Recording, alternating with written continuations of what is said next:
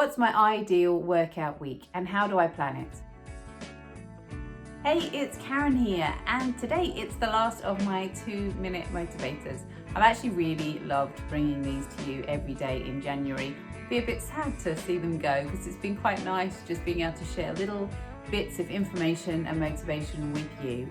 But in a way, it's going to be quite nice to get back to my more regular weekly posting schedule where I share every Wednesday a new Pilates or a new mixed resistance and Pilates and cardio based program for you to do. I promise to let you know a little bit more about what I do to plan my workout week around my children, around work commitments and around home life commitments. Now, I've got to be honest, I actually am not a natural planner. I'm more of a winging it, a spontaneous, problem-solving kind of a gal. But at the start of each week, sometimes on a Sunday, if I'm being really good, because that is the best day to do it, but occasionally on a Monday morning, I'm going to get out my trusty planner. I've also got a wall planner that I use for the family, and I will plot all the things that we're doing during the week.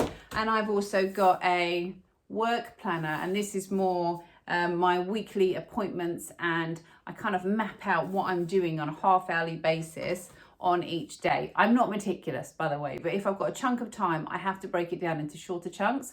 Otherwise, my brain just can't focus for that length of time. So within that, I then need to think about what workouts I need to do during the week. Now, I have some regular commitments, like I go and take my dad to the gym every Tuesday, so I know I'm going to get a workout in then. I like to do a run on a Monday or something where I'm going to get my heart rate up. So that might be mixed impact cardio and then some weights. I have a couple of tennis classes that I go to during the week. So I know I'm going to be getting my skills-based movement, cardiovascular exercise in on those days. And then in and around that, I'm going to be fitting in some strength and conditioning for myself and also some Pilates and some rest time as well. It's really important for me and for my brain.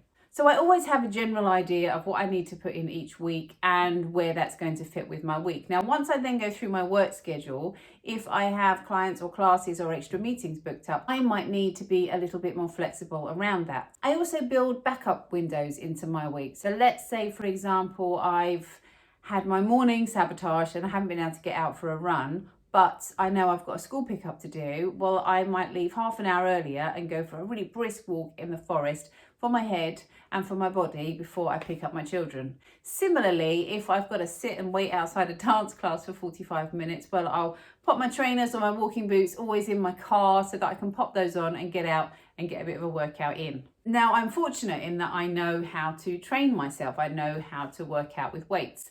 But if I am lacking in motivation and I need a bit of a boost, my husband, Chris, teaches a group fitness training class once a week, which is a really good mix of strength and cardiovascular exercise. And so I'll pop that on. I don't then have to think about it. I can just follow his instructions without him hanging around and telling me what to do or what not to do. That's the most important thing. And within my workout week, when I'm thinking about my cardiovascular exercise, I'm thinking I want to have periods where I'm training at my kind of orange zone so I can comfortably sustain that for a long period of time. I also need to make sure I get a couple of at least 20-minute blocks of really getting my heart rate up, and that might be for me a run where I'm doing some intervals. It might be going to a class where I know the instructor's going to push me to work out harder. I think knowing yourself is a very important part of sorting your workout week out. If you know you are not going to do it on your own, you need to book in for classes, you need to book in for personal training.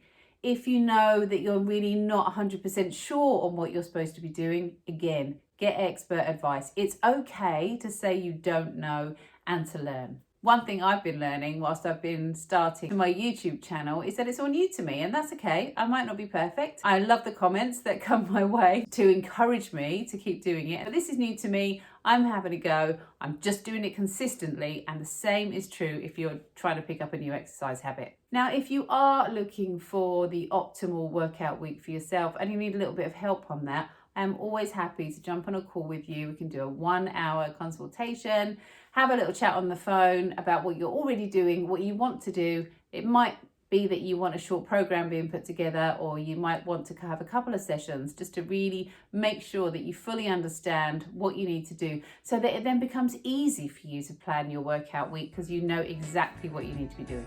Well, that's been a bit longer than 2 minutes, hasn't it, today? But I really wanted to share with you the sort of things that I do, how I plan my workout week, what's important to me, how I plan for days when perhaps I don't feel that motivated, and how I plan around my own understanding of my character in terms of struggling to plan but knowing it's important to me because it helps to make sure things get done, and also sometimes switching control over to someone else so that I can just be present but not have to think about what I'm doing. That's really important to me. Oh, and the last thing that's super important is that I have fun with it. So yeah, there might be some days when I'm squatting or lifting weights and it's just functional and it's quite dull, but I'm getting it done.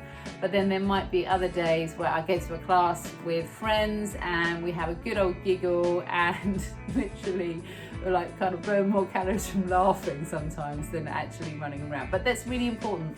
Never underestimate the social side of exercise. It is so important. Thanks so much for joining me for my 2-minute motivators. If you are new and you've only just found my channel in the last couple of months, please leave me a comment. I am behind the camera, I am here, and I would love to get to know you and what works for you and what I can help with. See you next time.